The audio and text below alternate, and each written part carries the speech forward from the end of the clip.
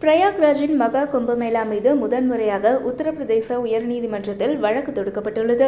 புனித நாட்களின் ராஜகுளியல்களில் தனி நேரம் கோரி பெண் துறவிகளுக்கான பரி அகாடா அலகாபாத் உயர்நீதிமன்றத்தில் மனு அளித்துள்ளது.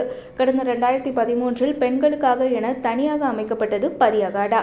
இதை மூத்த பெண் துறவியான திரிகால் பாவ்தா என்பவர் உருவாக்கினார். இந்த அகாடாவில் பெண் துறவிகள் மட்டுமே உறுப்பினர்களாக முடியும்.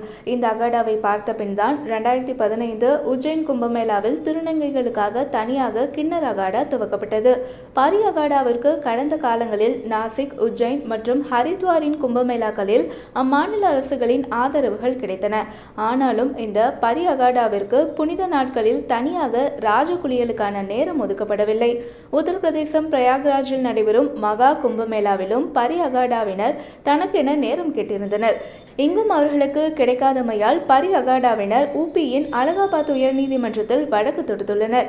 இதுகுறித்து பரி அகாடாவின் நிறுவனரான திரிகால் பாவ்தா கூறும்போது, வெளிநாடு உள்ளிட்ட பல பகுதிகளின் பெண்கள் எங்களது பரி அகாடாவின் சுமார் 1000 பேர் உறுப்பினர்களாக உள்ளனர்.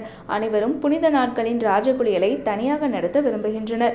இதற்காக எங்களது கோரிக்கைகளுக்கான கதவுகள் அனைத்தும் மூடப்பட்டதால் நாங்கள் நீதிமன்ற படிகளை ஏறியுள்ளோம். நீதிமன்றம் எங்களுக்கு நியாயமான தீர்ப்பை வழங்கும் என நம்புகிறோம் என தெரிவித்துள்ளார். பரி அகாடாவின் இந்த நீதிமன்ற வழக்கு பிரயாக்ராஜின் மகா கும்பமேளாவில் பெரும் சர்ச்சையை ஏற்படுத்தியுள்ளது. தங்கள் கோரிக்கைக்காக பரி அகாடாவினர் முக்கியமான நிரஞ்சனி அகாடாவின் தலைவர் ஆச்சாரியா மகா மண்டலேஸ்வரர் கைலாஸ் ஆனந்த் கிரி, ஜூனா அகாடாவின் தலைமை காப்பாளரான ஹரிகிரி மற்றும் உபி முதல்வர் யோகி ஆதித்யநாத் ஆகியோரிடம் நேரில் கோரினர். இதன் பிறகும் நிறைவேறாத கோரிக்கைகளுக்காக நீதிமன்றத்தில் வழக்கு தொடுத்துள்ளனர்.